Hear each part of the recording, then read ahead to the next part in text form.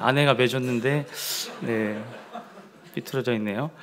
안녕하십니까. 오늘 말씀은 고린도 후서 4장 7절입니다.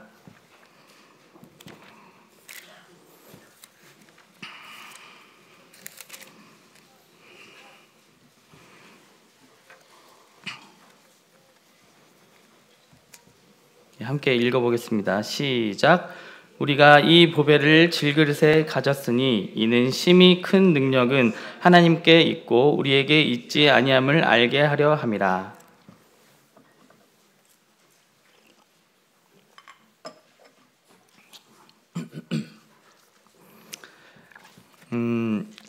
요즘 시대의 특징이 있는데 자기 희생을 사람들이 안 하려고 하죠. 그래서 결혼도 잘 안 하고 또 아이도 낳지 않고 그런 게 이제 사회적으로 그런 풍토가 만연해 있습니다. 뭐 뉴스에서도 어떤 지역에 입학생이 어떤 초등학교 입학생이 한 명이라고 그런 기사를 봤다고 하는데요. 참 우리 교회는 그럼에도 불구하고 유행이 있는데요. 결혼이 유행인 것 같습니다. 요 몇 년 사이에 정말 몇 커플이 결혼했는지 교회적으로 참 결혼식이 많이 있었습니다. 주보를 보고 이렇게 놀랄 때가 많았던 것 같아요. 그래서 가끔 또 주보를 보면서 오늘 또 누구 결혼하나? 이러면서 보기도 하고 그렇습니다. 제가 우리 교회 신기록을 2가지 가지고 있습니다. 결혼 관련해서 첫 번째는 5살 연상 자매님과 살고 있는 그 나이차 1등. 두 번째는 제가 25에 결혼을 했는데 제일 일찍 결혼한 것으로 1등. 2가지 이렇게 신기록을 보유하고 있었습니다. 누가 깰까, 깨질까 이렇게 생각했는데 최근에 둘 다 깨졌죠. 그 기록을 또다시 누가 깨기란 쉽지는 않을 것 같아요. 참 그런 청년들을 겁없이 이렇게 결혼하는 걸 보면서 이 세대를 본받지 말고 라는 그 말씀이 떠올랐습니다. 또 최근에는 이제 결혼 예비 학교를 통해서 우리 예비 부부들을 만나서 교제하고 있는데 어떤 한 커플이 아이를 4명 낳고 싶다고 그렇게 말을 하더라고요. 그래서 10년 내로 이 기록도 깨지지 않을까 그런 기대를 해보게 됩니다. 결혼 예비 학교를 하면서 이제 예비 부부들을 만나서 교제를 하는데요. 교제를 하면 공통점이 있어요. 공통점이 뭐냐면 처음에는 이제 만나서 서로 이제 콩깍지가 씌어 있잖아요. 그러니까 모든 게 다 좋고 좋은 면만 보고 나랑 이렇게 잘 맞는 사람이 있을까? 라고 이렇게 생각을 한대요.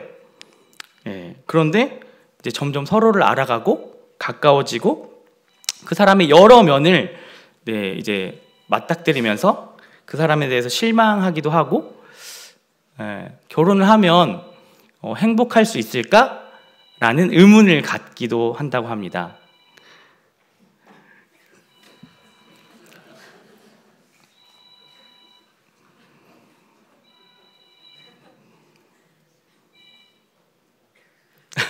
감사합니다. 사실 저도 결혼 생활 10년이 넘었는데 저도 사실 그런 생각을 가끔 하거든요.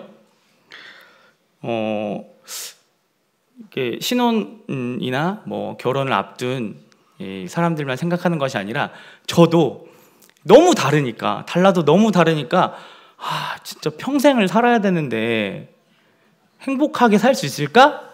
라는 생각을 가끔 저도 합니다. 연애할 때는 사실 좋은 면만 보이고 싶잖아요. 자신의 약점은 이렇게 가리고 있고 자신의 장점, 강점을 더 크게 부각시켜서 상대방의 마음에 들기 위해 그렇게 노력을 하죠. 그리고 서로 뭔가 다른 점이 있다 하더라도 그것을 매력으로 느끼기 때문에 매력이라고 생각하기 때문에 딱히 문제를 삼지 않습니다. 그러나 점점 결혼이 가까워지고 서로 편해지고 서로의 이제 본 모습을 드러냈을 때 내가 생각했던 이상형과 다른데? 이렇게 생각하게 되는 것입니다. 모름지기 사람은 장점과 단점을 둘 다 가지고 있습니다. 어떤 사람이 강점이 있으면 약점도 있고요. 어떤 사람은 또 그 사람에게는 선과 또 악이 공존할 수도 있습니다. 사람은 단순하지가 않습니다. 굉장히 다양하고 사람은 굉장히 입체적인 존재이죠. 그런데 우리는 사람을 이해할 때 단순화 시켜서 단편적으로 이해하려고 합니다. 어떤 사람을 볼 때 내가 좋아하는 부분을 갖고 있다면 그 사람의 일부를 보고 그 사람의 전체를 쉽게 판단을 합니다. 저도 축구를 좋아하기 때문에 축구를 좋아하는 학생에게 더 눈길이 가고 더 좋게 보거든요. 그리고 어떤 사람이 내가 싫어하는 부분을 갖고 있으면 그 사람이 그 부분을 빼고 많은 장점을 갖고 있다 할지라도 그 한 가지 부분 때문에 그것을 일반화시켜서 그 사람을 비호감이라고 여기기도 합니다. 사람은 이렇게 양면성이 있는 것인데 우리는 어떤 한 가지 모습을 보고 그 한 부분을 보고 그 사람의 전체를 쉽게 판단합니다. 저도 그런 부분이 참 많은데요. 제가 한 가지 면을 보고 어떤 사람을 판단할 때 제 아내가 그 사람의 다른 부분을 또 이야기해 줌으로써 제 생각을 절충시켜주고 제가 치우치지 않도록 그 사람을 악마화하지 않도록 옆에서 잘 도와줍니다. 균형을 갖추도록 아주 잘 교제를 해주거든요. 다시 생각해 보니까 평생 행복하게 살 수 있을 것 같습니다. 이와 같은 맥락으로 성경은 도덕책이 아니죠. 도덕과 윤리는 착한 사람과 나쁜 사람 두 가지 부류의 사람만을 만들어냅니다. 성경은요 여러 장르로 써져 있지만 주로 이야기로 기록이 되어 있습니다. 아주 장구하고 긴 이야기로 기록된 책입니다.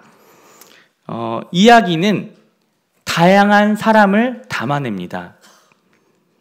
우리는 성경을 보면서도 단지 도덕적인 교훈만을 뽑아내려고 노력하는 경향이 있습니다. 저는 그 수요 집회 때 우리가 사무엘서를 공부하고 있잖아요.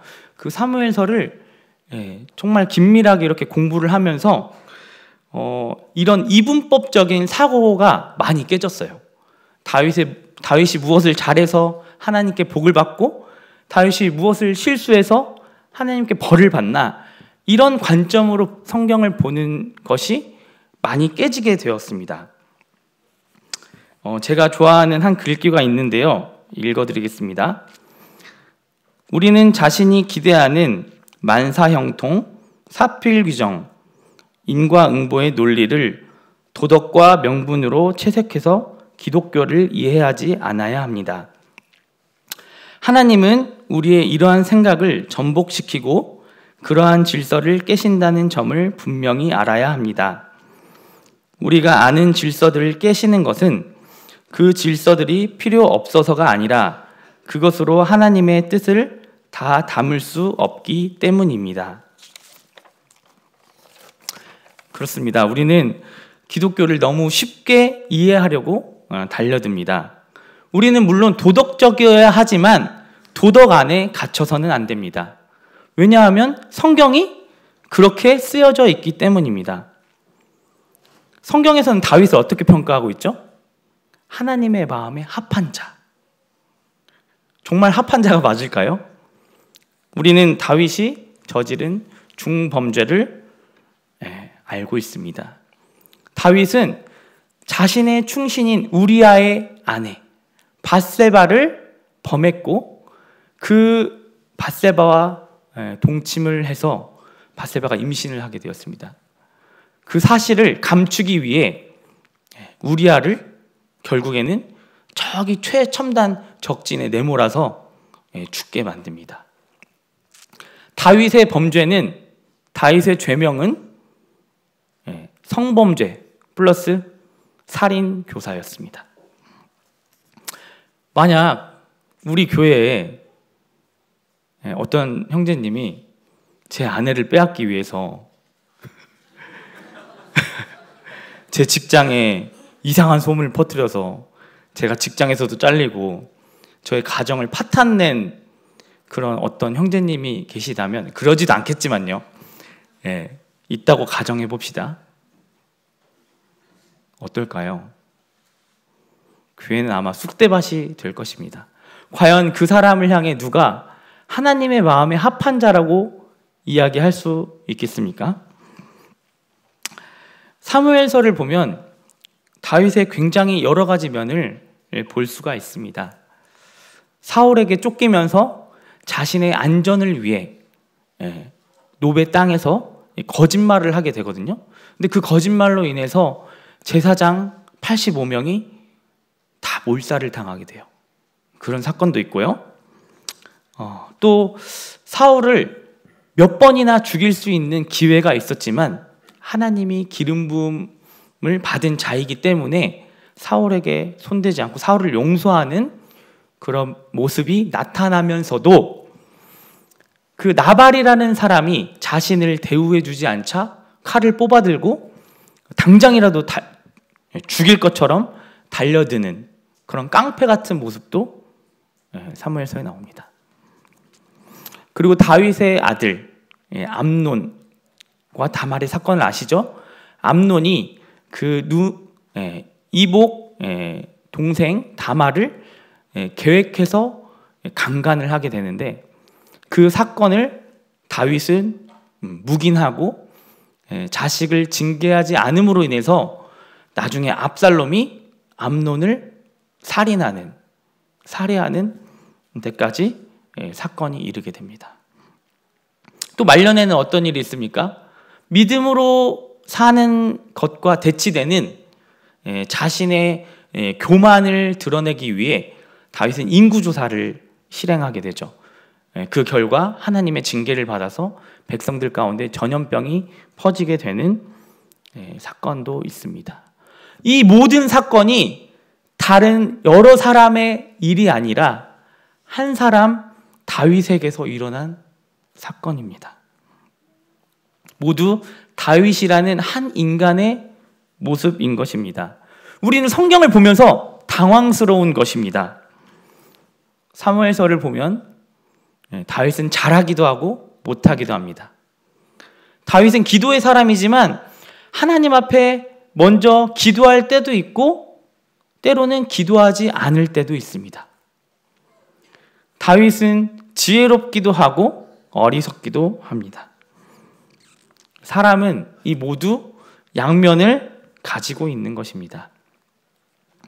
그런데 이 이야기 사이사이에 하나님께서 은밀하게 일하시고 긴 인생의 여정에 걸쳐 하나님의 방법 안에서 이 다윗을 훈련시키시고 더 한 차원 높게 끌어가시는 것입니다.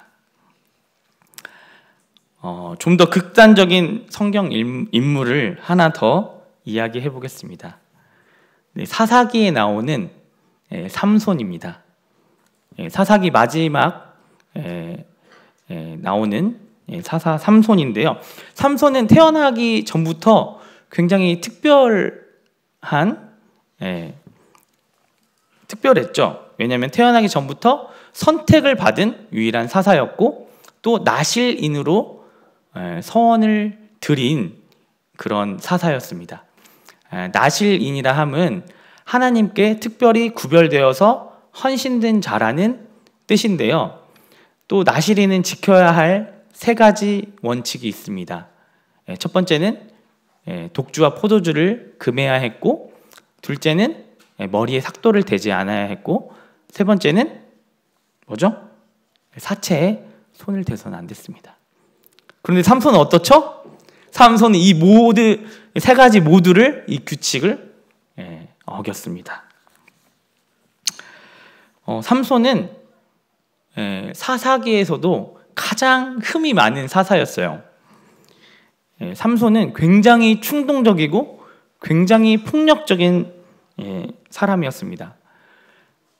특별히 삼손은 아주 괴력을 가진, 초인적인 힘을 가진 사사였는데요. 나귀 턱뼈 하나를 가지고 블레셋 사람들을 1000명을 거뜬히 죽이기도 하고, 또 블레셋 성문을 번쩍 들어가지고 60km 떨어진 곳에 갖다 버리기도 합니다. 보통 사람이 아니었던 거죠. 그리고 성중독자였습니다. 성적 충동을 억제하지 못하던 사람이었어요. 그리고 게다가 취향이 블레셋 여자를 좋아했어요. 블레셋은 어떤 나라죠? 당시 이스라엘은 블레셋의 지배를 받고 있었습니다.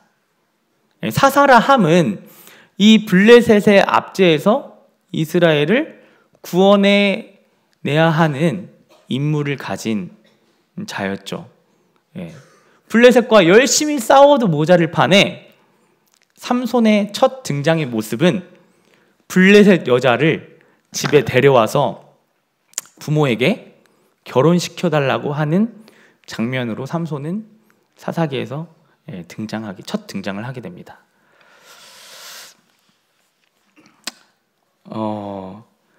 이것도 한번 예를 들어보겠습니다. 우리 아들을 가지신 우리 형제자매님들 한번 생각해 보시면 좋겠습니다. 아들이 어느 날 불쑥 집에 여자를 데려왔습니다. 결혼할 여자라고 데려왔는데요. 근데 이 여자가 모태신앙이에요. 모태신앙. 아주 골수. 이슬람 신자. 데려왔다고 상상 한번 해봅시다. 어떨 것 같으세요? 내 눈에 흙이 들어가는 한이 있어도 이렇게 말하지 않겠습니까? 정말 감당이 안 될 것입니다. 이렇게 위태로운 삼손의 행보는 결국 자기가 가지고 있던 초인적인 힘을 모두 잃고 블레셋 사람들에게 잡혀서 두 눈이 뽑히고, 또 그들이 섬기는 신이 다곤이었거든요. 그때 당시 다곤 신전에서 그들이 파티를 열 때 삼손을 아주 조롱거리로, 오락거리로 여겨지는 그런 모습을 볼 수 있습니다. 삼손의 이야기는 여기서 끝이 아니라 절정에 다다르게 됩니다. 삼손의 마지막 기도를 제가 읽어드리겠습니다. 주 여호와여 구하옵나니 나를 생각하옵소서. 하나님이여 구하옵나니 이번만 나를 강하게 하사 나의 두 눈을 뺀 블레셋 사람에게 원수를 단번에 갚게 하옵소서 라고 마지막 기도를 합니다. 어떤 학자는 단순히 개인적인 복수심에 불타서 한 기도일 뿐이다 라고 이야기하는 학자도 있지만, 이 기도는 믿음의 기도였기 때문에 다시 삼손은 그 잃었던 초인적인 힘을 다시 얻게 되고, 그 신전을 지탱하던 두 기둥을 무너뜨려서 블레셋 사람과 함께 죽음을 맞이하게 됩니다. 삼손이 죽으면서 함께 죽었던 블레셋 사람이 삼손이 살아있을 때 죽인 사람들보다 많다고 성경에는 기록이 되어 있습니다. 하나님께서는 이 위대한 패배, 삼손의 이 죽음을 통해서 이스라엘 백성들을 블레셋의 압제로부터 해방시키셨습니다. 삼손의 인생은 정말 죄가 많고 정말 흠이 흠투성이인 인생이었지만 그것을 뛰어넘을 만큼 그가 죽는 순간을 통해 하나님께 큰 영광을 돌렸습니다. 왜냐하면 히브리서 11장을 보시면 믿음의 계보가 쭉 나오는데 거기에 삼손의 이름이 기록이 되어 있습니다. 믿음의 영웅이라고 그 명단에 삼손의 이름이 올라가 있는 것입니다. 제가 좀 극단적인 인물을 예를 들었지만 성경에 나오는 모든 인물은 다 흠이 있고 결점이 있고 실수투성인 사람들이었음을 우리는 기억해야 합니다. 삼손의 이야기를 통해서 우리는 규칙을 따르지 않을 때라도 하나님께서는 우리의 삶 속에 역사하실 수 있음을 보여주고 있습니다. 물론 하나님은 우리의 순종을 기뻐하시고 우리에게 순종을 요구하시고 우리의 순종을 통해서 일하시지만 하나님은 우리의 순종 안에 갇히시는 분이 아니십니다. 우리의 순종 안에 하나님의 일을 제한시킬 수 없는 것입니다. 하나님은 착하고 경건한 사람들을 통해서만 일하시는가? 아닙니다. 하나님은 인간의 행위 안에 갇히시는 분이 아니며 하나님은 그분께서 구원의 주도권을 가지고 계십니다. 그리고 우리의 상식을 뒤엎으시는 분이신 것입니다. 그러면 이제 몇 가지 적용점을 이야기하고 마치도록 할 텐데요. 우리도 성경 인물들과 마찬가지로 얼마나 흠이 많습니까? 우리가 신앙생활을 할 때 우리의 결점을 발견했을 때 우리는 어떻게 해야 할까요? 우리는 신앙생활을 잘할 때가 있고 또 때로는 못할 때가 있습니다. 신앙생활을 잘 해야죠. 예배를 잘 드리고 집회 참석 잘 하고 우리에게 맡겨진 일들에 대해서 충성스럽게 우리는 섬겨야 합니다. 그런 것이 전혀 잘못된 것이 아닙니다. 그러나 우리는 그렇게 잘 하다가 보면 우리가 잘하고 있는 것에 대해서 우리 스스로 인식할 때가 있어요. 그런 것을 의식하지 않고 신앙생활을 잘하면 좋을 텐데 사람인지라 사람이기 때문에 우리는 다른 사람들과 비교해서 내가 다른 사람들보다 신앙생활을 잘하고 있어. 내가 다른 사람들보다 열심히 하는구나. 그러면서 내가 하나님 앞에서 좀 괜찮은 사람이구나. 그렇게 생각을 하면서 자기 의를 갖게 되는 경우가 있습니다. 아까 삼손의 이야기를 했듯이 삼손이 정말 겁이 없어요. 그 들릴라에게 자신의 힘의 비밀을 이야기를 하잖아요. 왜 이야기를 했을까요? 그것은 바로 자신의 그 초인적인 힘이 자기의 것이라고 생각했기 때문일 것입니다. 그 힘의 근원은 하나님의 은혜로부터 나오는 것인데 그것을 잊었기 때문에 삼손은 교만하게 행동을 했던 것입니다. 우리가 신앙생활을 하다 보면 맨날 잘하기가 쉽지 않은 것을 경험합니다. 때로는 실수하고 때로는 우리의 연약함이 그대로 노출되기도 합니다. 하나님께서는 우리가 가진 우리의 의를 깨시기 위해 때로는 우리에게 고난을 허락하시기도 합니다. 우리는 그럴 때마다 당황합니다. 이게 내 모습이었나? 우리의 본 실력과 우리의 본 모습을 마주했을 때 우리는 내가 이것밖에 안 되는 존재였나? 나름 괜찮은 신앙인이라고 생각했는데 라며 좌절을 경험하기도 합니다. 이때 하나님께서는 우리 안에 겸손을 창조하십니다. 겸손이라는 게 내가 겸손해야지 이렇게 해서 만들어지는 것이 아니라 나의 못남이 나의 실수가 많은 사람들 앞에 드러났을 때 그때 흉내내는 겸손이 아니라 진정한 겸손이 나오는 것을 경험합니다. 하나님은 이렇게 우리에게 낮은 마음을 주시고 우리의 교만을 깨부수십니다.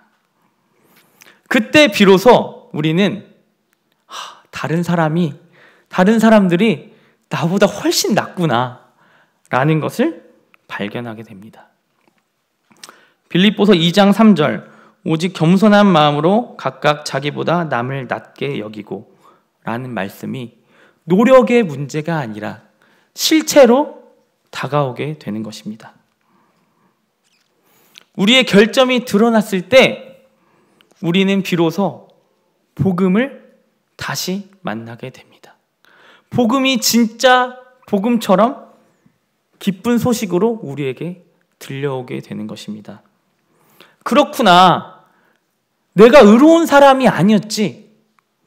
나는 예수 그리스도로 말미암아 의롭다 여김을 받은 사람이었지. 이 복음이 다시금 우리 안에 생생하게 전해지는 것입니다. 그러면서 하나님의 사랑이 우리 안에 더 풍성하게 경험되어집니다. 하나님, 저 이렇게 맨날 똑같이 실수하는데, 저 이렇게 진짜 죄인인데 이런 저도 사랑하시나요? 우리의 질문에 하나님은 다시 십자가를 우리 앞에 보여주시는 것입니다. 우리가 아직 연약할 때, 우리가 아직 죄인 되었을 때, 우리가 원수 되었을 때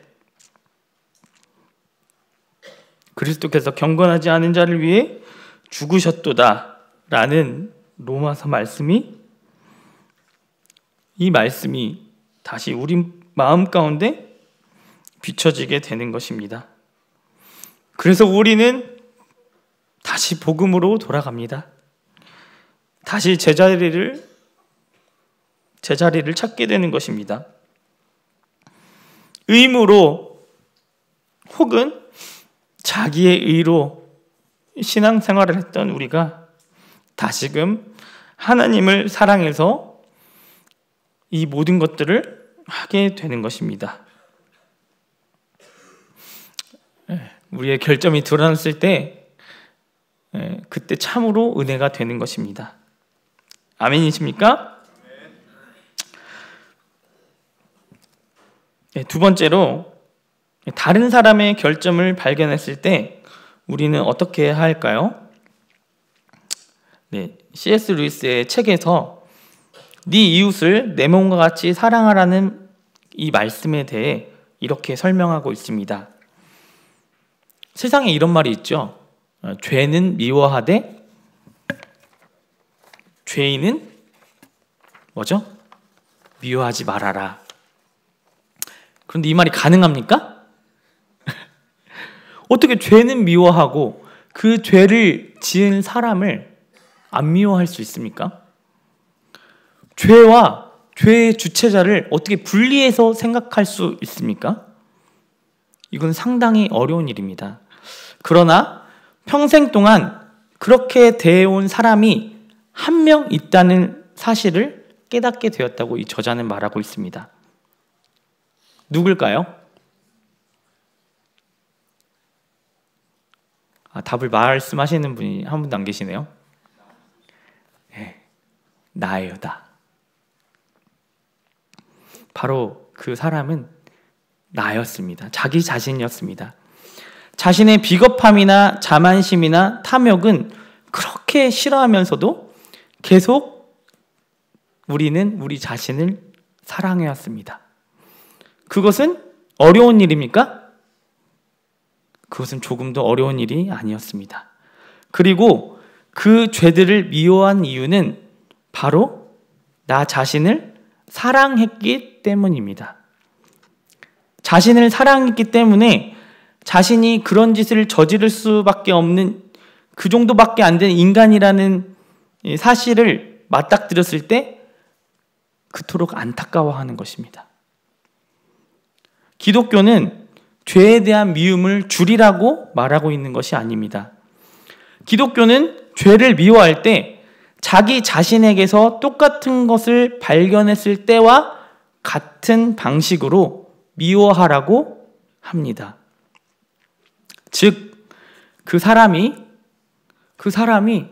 왜 그런 짓을 저질러야 했을까 안타까워하면서 할 수만 있다면 언제 어디에서 어떤 식으로든 그 사람이 치유되어서 그의 인간다움을 되찾기를 바라라는 것입니다. 나 자신이 그렇게 되기를 바라는 마음과 똑같이요. 그러면서 한 가지 예를 드는데요. 과연 우리가 이렇게 할 수 있는지 시험해 볼 방법이 하나 있다고 합니다. 신문에서 흉악한 범죄 기사가 났다고 합시다. 그런데 다음날, 전날의 보도는 전부 사실이 아니라거나 그렇게까지 악한 범죄는 아니라는 식으로 내용이 바뀌었다고 합시다. 그때 정말 잘 됐다. 그렇게까지 나쁜 사람들은 아니어서 참 다행이야 라는 생각이 먼저 듭니까? 아니면 김이 샌다는 생각이 들거나 아니면 그 전날의 기사를 더 믿으려 합니까? 만약 두 번째 경우라면 검은 것이 좀 더 검기를 바라는 마음, 나중에는 회색도 검게 보고 싶어하게 된다고 말하고 있습니다. 순전한 증오의 세계에 영원히 갇혀버리게 된다고 말하고 있습니다. 우리는 타인의 결점을 발견했을 때 네 이웃을 내 몸과 같이 사랑하라는 주님의 말씀에 순종하게 되기를 바랍니다. 아멘이십니까? 네, 마지막으로 정리하겠습니다. 하나님의 아들 예수님께서는 마국간에서 태어나셨습니다. 그분은 어떤 분이십니까? 이 세상을 창조하시고 거룩하시고 순결하시고 완전하신 그분께서 우리와 같은 인간의 모습으로 비천한 곳에서 태어나셨습니다. 너무 안 어울리지 않습니까? 이 모습이 조화가 안 되지 않습니까?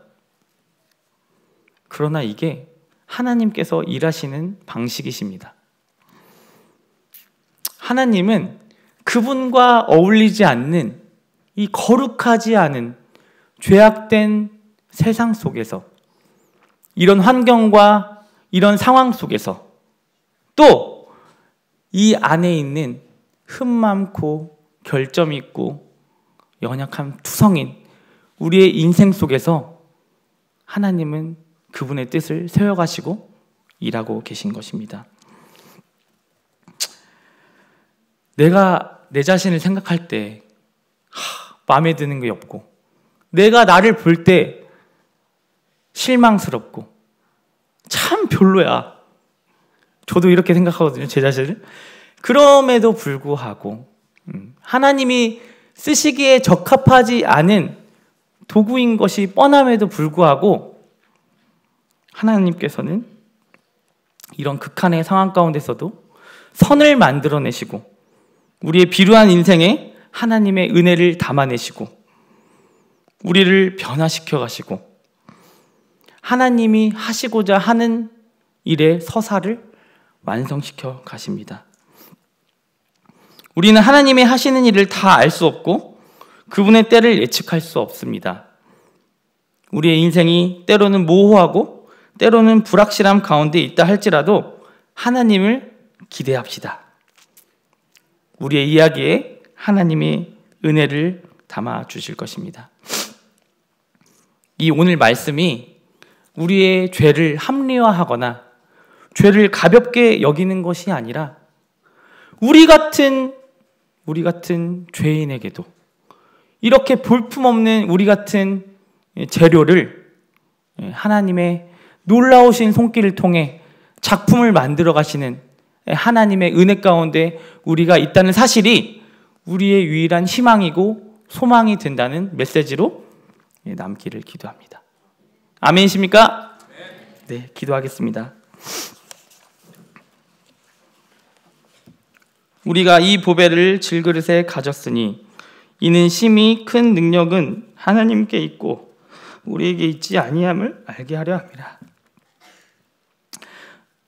죄가 더한 곳에 은혜가 더욱 넘치게 하시는 하나님, 우리 같은 허점투성이, 결함투성이인 우리의 인생에서도 하나님의 은혜를 담아주셔서 우리의 이야기를 아름답게 써가시는 하나님께 감사를 드립니다.